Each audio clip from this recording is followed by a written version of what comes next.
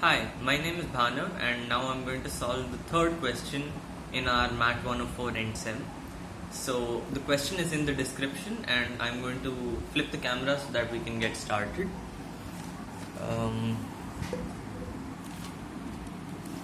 Right. So the question says, find the motion of the mass spring system modeled by the ODE y double dash plus 25y equal to 24 sine t.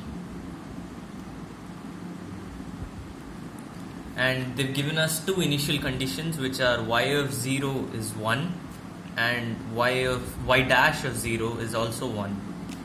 So first of all, we should notice that the motion of a mass spring system is given as the sum of y of t is the sum of the general solution yg of t plus the particular solution yp of t.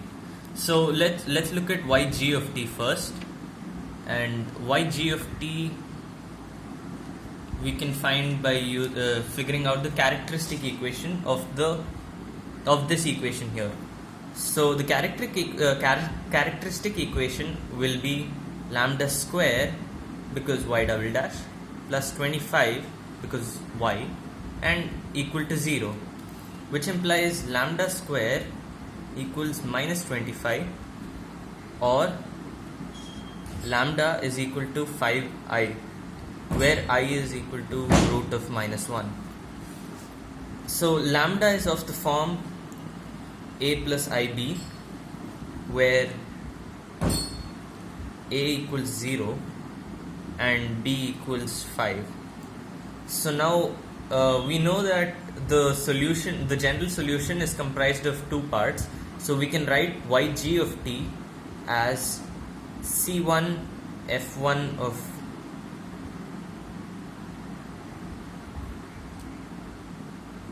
and c2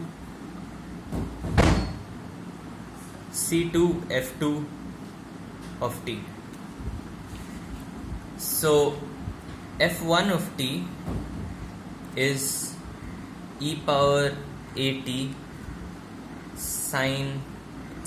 cos bt, and which is e power 0t cos phi t, and f2 of t is e power at sin bt, which is e power 0t sin phi t. So solving these two, we get cos phi t and sin phi t. So our general solution yg of t is c1 cos phi t plus c2 sin phi t. Now let me turn the page and we will get to the particular solution yp of t. So now one of the general solutions of a motion like this is a sin t plus a cos t plus b sin t.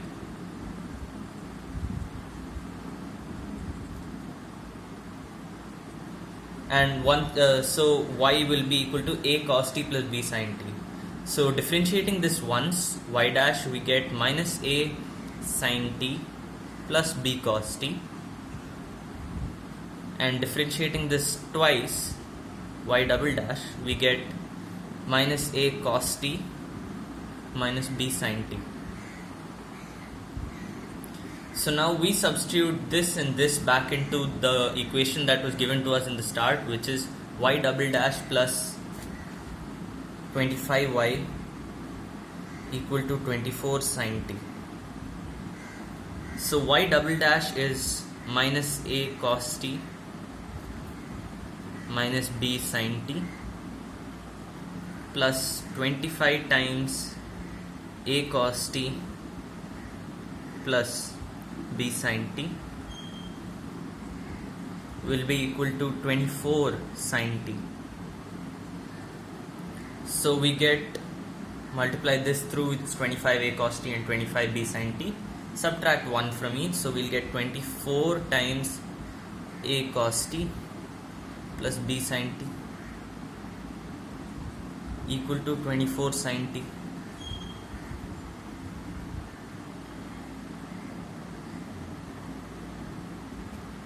So now comparing, we get a cos t plus b sin t equal to sin t,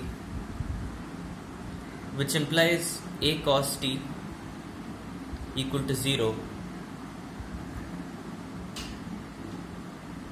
No, sorry. So now we equate the coefficients of a and b on either side, and we find out that b equals 1 and a equals 0. Now that we've got this, we know that the particular solution, since b is 1 and a is 0, is yp of t is equal to just sine of t. And our total solution would be y of t is equal to, from the previous one, c1 cos phi t plus c2 sin phi t plus sine of t, which is basically y general of t plus yp of t.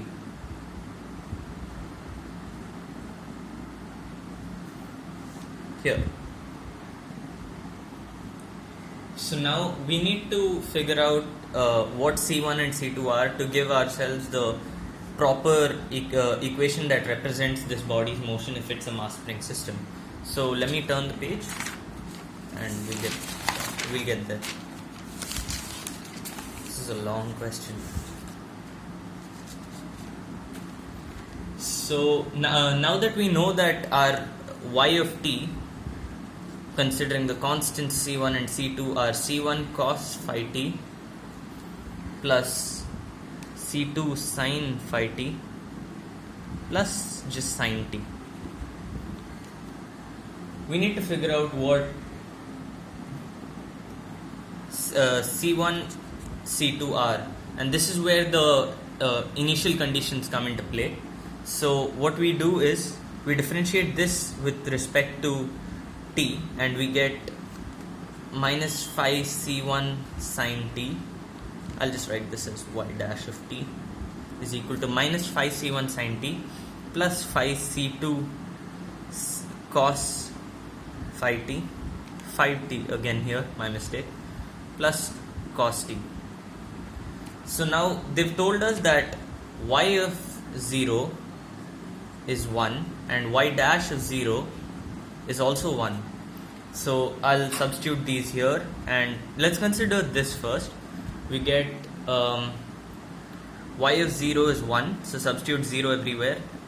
1 is equal to cos 0 is 1, so c1 plus 0 plus 0, which means 0 plus 0, which means c1 is equal to 1, and y dash of 0 is equal to 1, so 1 is equal to sin 0 is 0, cos 0 is 1, cos 0 is 1, so 5c2 plus 1, so c2 is 0 divided by 5, which is 0. I'll show you here.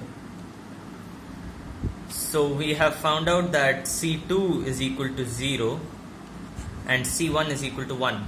So substituting this back here in our final solution, which had c1 and c2, we get y of t is cos of phi t plus sin t is all. So now we've been asked to plot the graph for this, and it's a very weird graph, don't you? It's the sum of two trigonometric functions. So I'll try and graph it as much as I can. I'll just take simple points and try and graph it. So I checked it on Wolfram Alpha, and The graph looks something like this.